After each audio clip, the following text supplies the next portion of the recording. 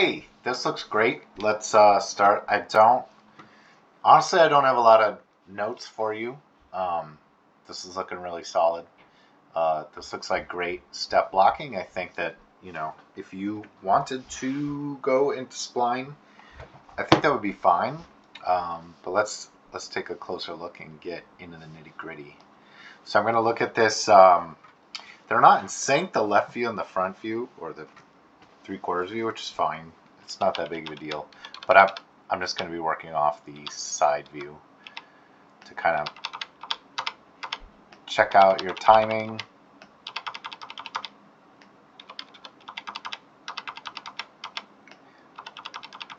Cool.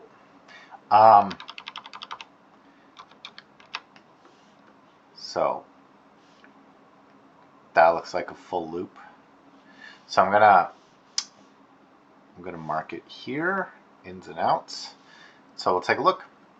One of the things is just an idea, but I think it would kind of be more appealing or somehow more amusing or something if you tried to get the head to be like totally stable. There's just a tiny bit of movement up and down in the head. I wonder if you could, and it's just an idea, so if you're not into it, it's totally okay. But to like really make sure that the head doesn't move at all up and down.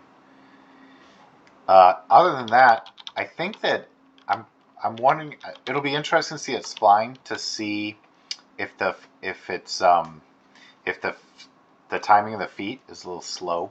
We may need to tighten up the timing, but you could also just have a lot of frames, like biased towards the top and the bottom, and make the transition frames, the transition happen between the top and the bottom really quickly.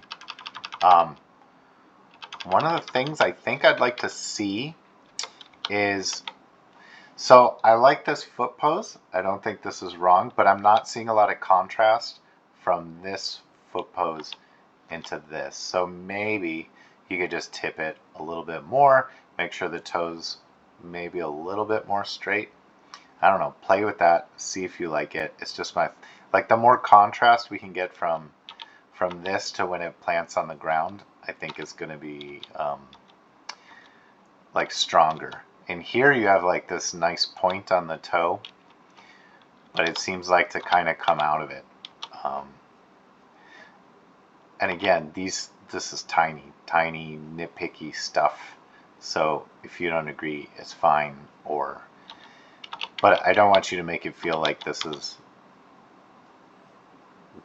less than fantastic work. Every time I draw, I feel like my mouth stops working, so that's why I'm pausing. But maybe something like this, where you keep it a little more angled and a little flatter, and the toe only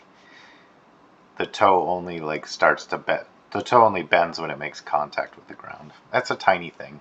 So I think that's all I really had, was between like the head kind of staying the same.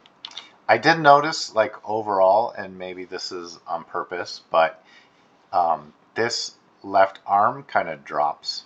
And if I open up the play range, you can kind of see it where it drops down and then it snaps up to the top. So if you want this to work as like a true and absolute cycle,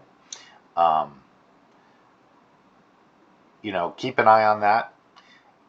Also, I know what reference you're using, and I think that this is pretty true to how it was. But if you really want to push this farther, when the character, I don't know, let me think about this. No, I like it. I think you're in a good place. I think you can do breakdowns. You can start splining. If you have, I think that's the next good step, because when I watch this play, like all of these step poses are working really well. Maybe you could put just like a tiny little thing in the fingers where they kind of flex and straighten, not to draw attention to them, but just to kind of keep them loose and organic, because they look like a little stiff right now.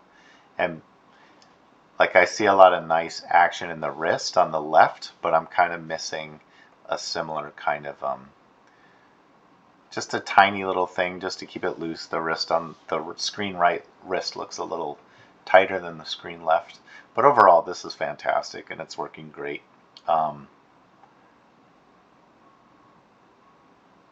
Yeah, really good, really great stuff. Keep up the great work and then keep pushing it, and you'll probably be done, I would imagine, in like 2 to 3 weeks. I think is reasonable.